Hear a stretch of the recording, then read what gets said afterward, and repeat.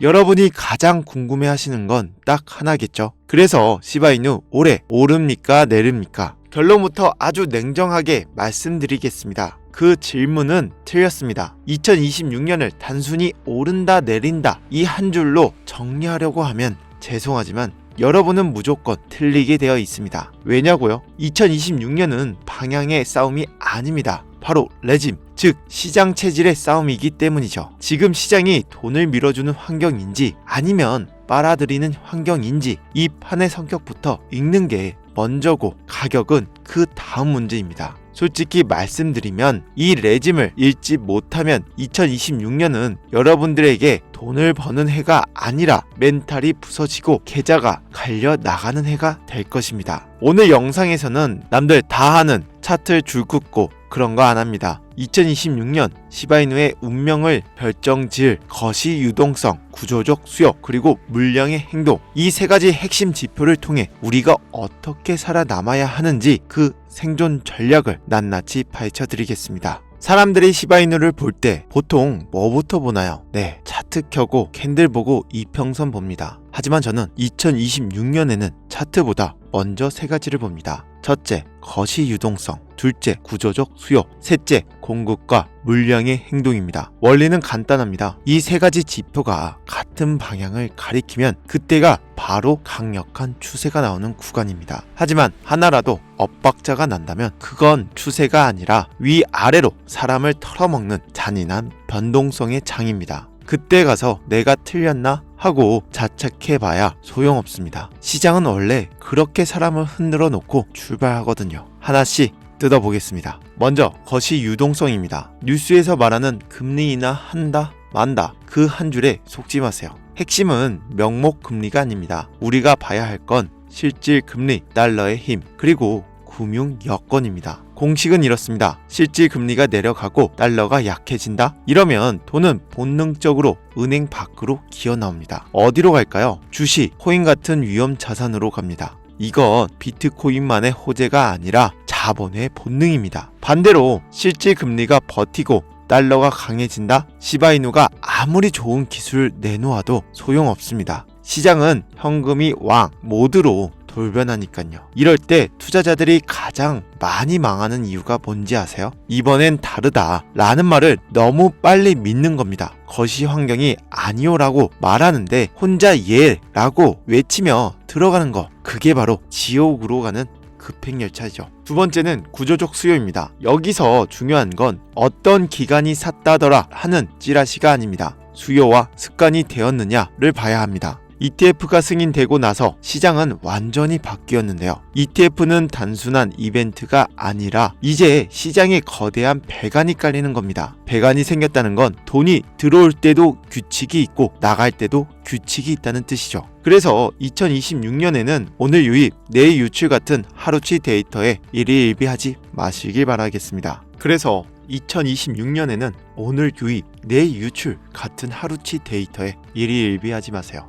2주에서 4주 단위로 자금 흐름이 지속되느냐가 핵심입니다. 흐름이 지속되면 가격은 강하게 버팁니다. 하지만 흐름이 끊기면 가격은 급하게 무너집니다. 이때 많은 분들이 착각하죠. 왜 이렇게 갑자기 빠지지? 무슨 악재 있나? 아니요. 악재가 있어서가 아닙니다. 그냥 배관의 밸브가 잠깐 잠긴 겁니다. 기계적으로 해석하셔야 합니다. 그리고 하나 더, 반드시 파생 상품을 같이 봐야 합니다. 현물만 보면 늦고 파생만 보면 과열에 속습니다. 체크포인트는 세 가지입니다. 베이시스, 펀딩비, 그리고 미결제 약정. 이 세 가지가 동시에 급등한다? 베이시스가 벌어지고 펀딩비가 계속 양수로 뜨고 미결제 약정이 폭발한다. 그건 강세장이라기보다 레버리지, 과열일 가능성이 큽니다. 이때 시장은 호재가 아니라 청산을 위해 움직입니다. 위로든 아래로든 과도하게 낀 레버리지부터 싹 쓸어버리고 간다는 거죠. 그 순간 사람들은 다 똑같은 말을 합니다. 왜 나만 털리지? 아니요. 시장은 원래 나만을 겨냥합니다. 그게 파생판의 잔인함이죠. 세 번째는 공급과 물량 행동입니다. 비트코인 가격은 결국 물량 싸움입니다. 2026년에는 특히 거래소 보유량을 유심히 봐야 합니다. 거래소에 코인이 쌓인다? 누군가 팔려고 갖다 놓은 겁니다. 단기 매도 압력이죠. 반대로 거래소에서 코인이 썰물처럼 빠져나간다? 매도되기, 물량이 줄어드는 아주 강력한 매집 신호입니다. 또 하나, 장기 보유자들이 물량을 던지는지 봐야 합니다. 이들이 물량을 쏟아내면 위에서는 계속 가격이 눌립니다. 반대로 이들이 잠잠하면 위로 갈 때 깃털처럼 가볍게 뜁니다. 여기서 진짜 중요한 포인트는 나는 장기 투자자다 라는 여러분의 다짐이 아닙니다. 시장이 물량을 어떻게 소화하고 있는지를 데이터로 확인하는 것이죠. 그리고 2026년의 핵심 포인트는 하나 더. 반감기 이후 신규 공급 증가 속도가 확연히 줄었습니다. 이걸 단순히 희소하니까 오른다 라고만 해석하면 하수입니다. 이렇게 보셔야 합니다. 공급이 줄어든 상태에서 수요가 조금만 붙어도 가격의 탄력성이 커진다. 탄력성이 커진다는 건 위로 올라갈 때 더 잘 튀지만 아래로 갈 때에는 더 빨리, 더 깊게 꺾일 수 있다는 뜻이죠. 그래서 2026년은 방향보다 변동성이 먼저 커질 확률이 높습니다. 이 변동성은 준비된 사람한테는 기회지만 준비 안 된 사람한테는 그냥 공포 그 자체입니다. 자, 이제 2026년 시장을 시나리오로 정리해 보겠습니다. 복잡해 보여도 결국 이 셋 중 하나입니다. 시나리오 1, 완화 레짐, 시나리오 2, 혼합 레짐, 시나리오 3, 긴축 달러 강세 레짐. 여기서는 시바이누에 대한 믿음을 논할 때가 아닙니다. 철저한 리스크 관리가 먼저입니다. 버티는 게 멋있는 게 아니라 살아남는 게 이기는 겁니다. 자, 정리하겠습니다. 한 번에 쭉 가는 불장일 수도 있습니다. 하지만 더 현실적인 그림은 이겁니다. 레짐이 바뀌는 구간마다 변동성이 커지고 그 변동성에서 과도한 레버리지가 털려나가고 끝까지 살아남은 돈이 다음 파동을 만드는 그림. 그래서 2026년은 방향성 하나에 올인해서 기도하는 해가 아닙니다. 거시 유동성의 체질이 바뀌는지, 구조적 수요가 습관화되는지, 물량이 시장으로 나오는지 이 세 가지를 매번 확인하면서 판을 키우는 해가 되어야 합니다. 오늘 코인 전망 이야기는 여기까지입니다. 마지막으로 여러분들께 새해 선물로 드리고자 하는 선물이 있는데요. 역사는 반복한다라는 말을 들어보셨을 겁니다. 19세기 미국은 지금의 블록체인 열풍처럼 당시에는 철도가 세상을 바꿀 혁신 기술이자 국가의 미래 산업이었죠.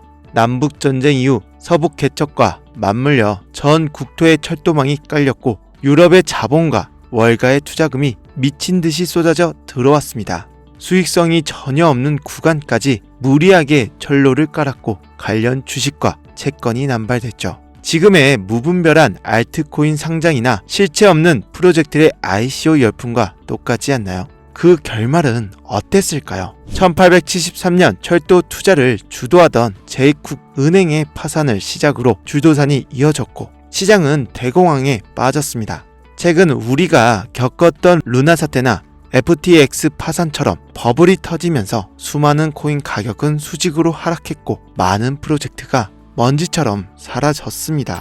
하지만 중요한 건 그 다음입니다. 살아남은 철도 기업들은 망해가는 경쟁사를 헐값에 흡수하며 독점적인 시장 지배자가 되었습니다. 버블은 꺼졌지만 미국 전역을 연결할 철도 네트워크라는 인프라는 그대로 남았기 때문에 살아남은 회사들이 독점하게 되었죠. 이것이 바로 시장의 법칙입니다. 버블은 꺼지지만 블록체인 네트워크는 사라지지 않는다. 오히려 이 과정에서 옥석 가리기가 끝나고 살아남은 코인은 독점적 지위를 누리며 더 강력한 자산이 된다는 거죠. 닷컴 버블 당시 90% 폭락했던 아마존이 살아남아 거대 제국이 된 것과 같이 현재 비트코인과 이더리움은 시총만 수천조, 수백조 원에 달하고 있다는 거예요. 여기서 우리에게 필요한 것은 바로 확신과 인내심입니다. 비트코인 옹호론자로 유명한 마이크로 스트래티지의 마이클 세일러는 이렇게 말했습니다.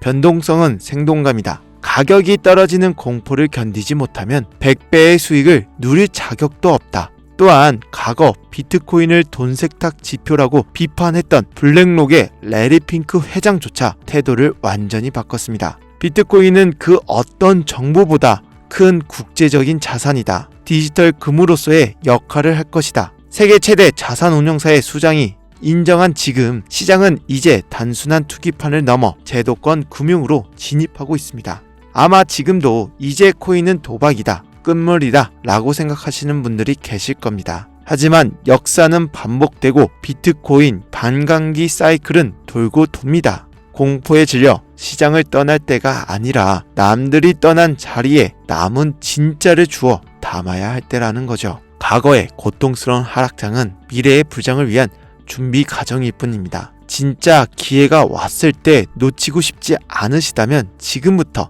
미리 선점하셔야 한다는 거죠. 하지만 비트코인이나 이더리움은 이미 너무 비싸서 혹은 수많은 알트코인 중 당장 무엇을 사야 할지 막막하신 분들이 계실 겁니다. 그래서 제가 준비했습니다. 첫 번째 선물은 코인 시황 시크릿 노트입니다. 제가 매일매일 코인 시장 뉴스와 이슈를 정리해둔 비공개 파일입니다. 바빠서 코인 뉴스 거리를 찾아볼 시간 없는 직장인분들, 이거 하나면 시장 흐름 한눈에 다 들어봅니다. 제가 보는 자료 그대로 드리는 겁니다. 그리고 두 번째, 이게 진짜 핵심입니다. 바로 AI 보조지표 템플릿입니다. 이건 단순한 화살표가 아니라 AI가 과거 코인 시장의 흐름, 매일 바뀌는 경제 지표, 강대국들의 이슈까지 딥러닝해서 지금이 살 때다, 지금은 도망칠 때다를 알려주는 나침판입니다. 실제 해외 트레이더들이 가장 많이 애용하는 템플릿이고 제가 테스트해본 결과 3개월 기준